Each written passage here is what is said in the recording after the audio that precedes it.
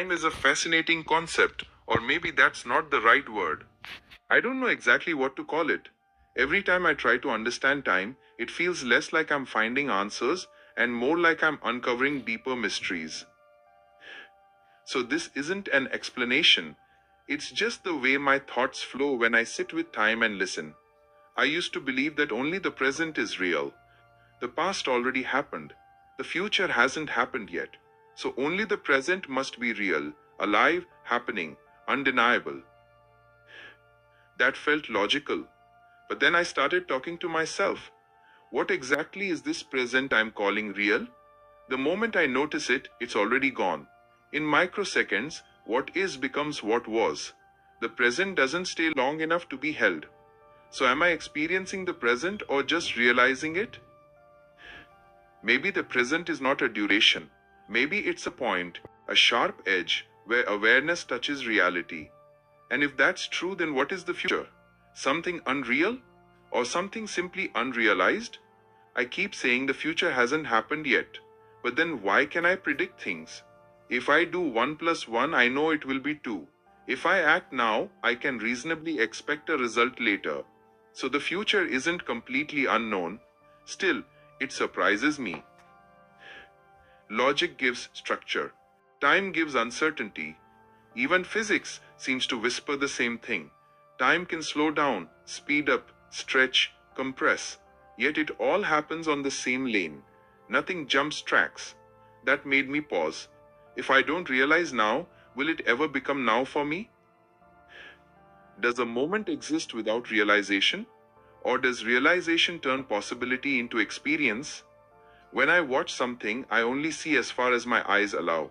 Beyond my vision, I can't say nothing exists, only that I cannot perceive it. So why do I do that with time? Just because I can't perceive the past or the future directly, why do I assume they don't exist? In space, I have directions. Left, right, forward, backward. I can move freely.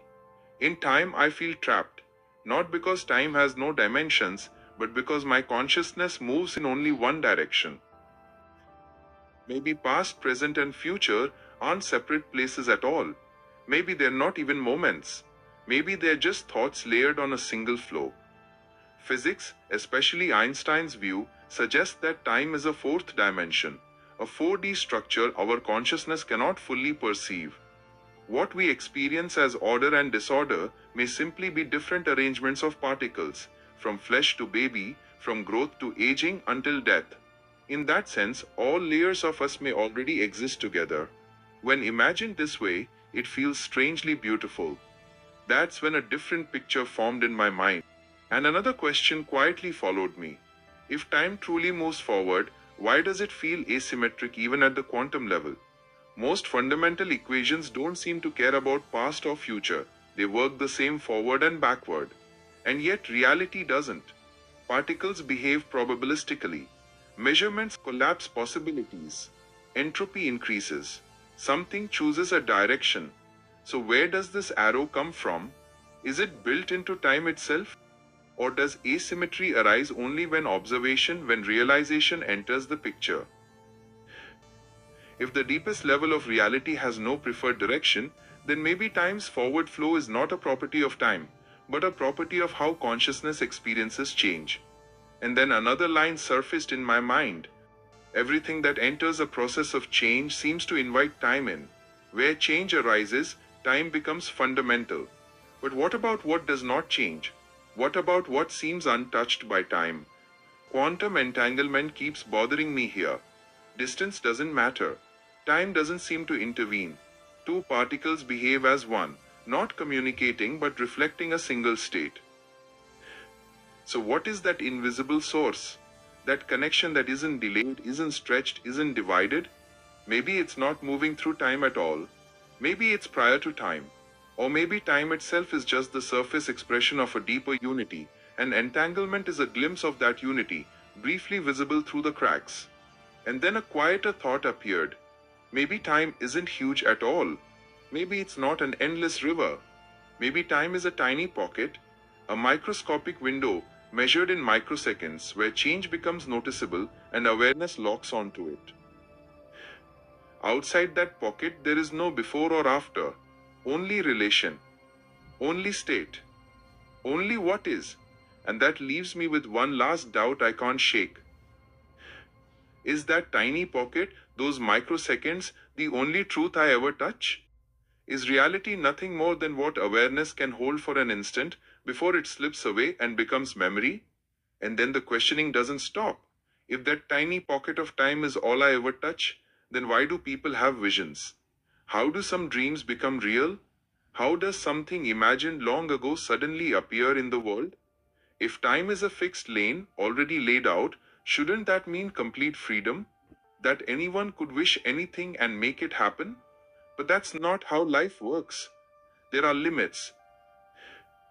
Money, health, social status, culture, circumstance. These factors shape what I can do, what I can choose, what I can even imagine. So where does free will actually sit? Is my will truly mine? Or is it guided, nudged, constrained by conditions I didn't choose? Even my thoughts sometimes don't feel fully personal. They arise influenced by fear, desire, memory, environment. So I wonder, are these limits flaws in freedom? Or are they part of a larger arrangement where choice exists but never in isolation? And am I uncovering something real here or just projecting meaning onto randomness? One more everyday thought keeps looping in my mind. When I walk, I know my next step. My body is confident. My intention is clear. And yet, there is always that tiny margin, a 0.001% chance. A car could suddenly appear. My leg could be hit before my foot even lands. I didn't plan it. I didn't choose it, yet it was possible. So what is that uncertainty? Is it the randomness of time itself? Or is it one note in a much larger orchestra where my intention plays a role but never alone? I act. The world responds. Countless variables move together. So maybe life is neither fully random nor fully scripted. Maybe it's a choreography where freedom exists, but always inside a grand arrangement I can never fully see.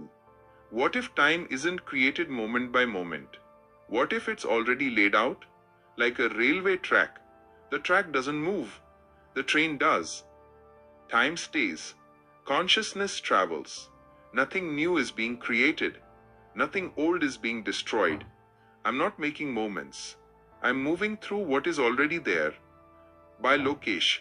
So now I'm left with this question I keep asking myself. If time is already laid out and consciousness is the traveler, am I moving through time or is time moving through me?